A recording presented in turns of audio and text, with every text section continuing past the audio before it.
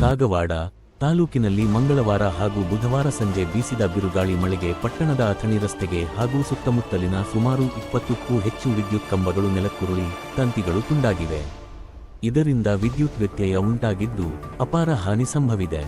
ಮಂಗಳವಾರ ರಾತ್ರಿ ಸುರಿದ ಮಳೆ ಬಿರುಗಾಳಿಗೆ ಪಟ್ಟಣದ ಬೆಳಗಾವಿ ರಸ್ತೆಗೆ ಹೊಂದಿಕೊಂಡಿರುವ ಬಾಬನಗೌಡ ಪಾಟೀಲ ಹಿರಿಯ ಅನುದಾನಿತ ಪ್ರಾಥಮಿಕ ಶಾಲೆಯ ಸುಮಾರು 4 ಕೊನೆಗಳು ಹಾಗೂ ಸಭಾಂಗಣದ ಮೇಲ್ಚಾವಣಿ ಹಾರಿ ಹೋಗಿದ್ದು, ಶಾಲೆಗಳು ರಜೆ ಇರುವ ಕಾರಣ ಯಾವುದೇ ಅನಾಹುತ ಸಂಭವಿಸಿಲ್ಲ. ಬುಧವಾರವೂ ಕೂಡ ರಭಸವಾದ ಗಾಳಿ ಮಳೆ ಬಿದ್ದಿರುವ ಪರಿಣಾಮ ಗಿಡಗಳು ರಸ್ತೆಯ ಮೇಲೆ ಹೊರಳಿದ್ದು, ಅಧಿಕಾರಿಗಳು ಕೂಡಲೇ ಮರಗಳನ್ನು ತೆರವುಗೊಳಿಸಿ ಸಂಚಾರಕ್ಕೆ ಅನುವು ಮಾಡಿಕೊಟ್ಟಿದ್ದಾರೆ. ಒಂದು ಕಡೆ ಬಿಸಿಲಿನ ಜಳಕ್ಕೆ ಬೇಸತ್ತಿದ್ದ ಜನಕ್ಕೆ ಮಳೆರಾಯ ತಂಪೆ ಎರೆದರೆ ಇನ್ನೊಂದು ಕಡೆ ಬಿರುಗಾಳಿಗೆ ವಿದ್ಯುತ್ ಕಂಬಗಳು ಹಾಗೂ ಮೇಲ್ಚಾವಣಿಗಳು ಹಾರಿಹೋಗಿ ಬಹಳಷ್ಟು ಹಾನಿಯಾಗಿದೆ. ಕೂಡಲೇ ಸಂಬಂಧಪಟ್ಟವರು ಸ್ಥಳಕ್ಕೆ ಭೇಟಿ ನೀಡಿ ಹಾನಿಗೊಳಗಾದವರಿಗೆ ಪರಿಹಾರ ಒದಗಿಸುವಂತೆ ಮನವಿ ಮಾಡಿದ್ದಾರೆ.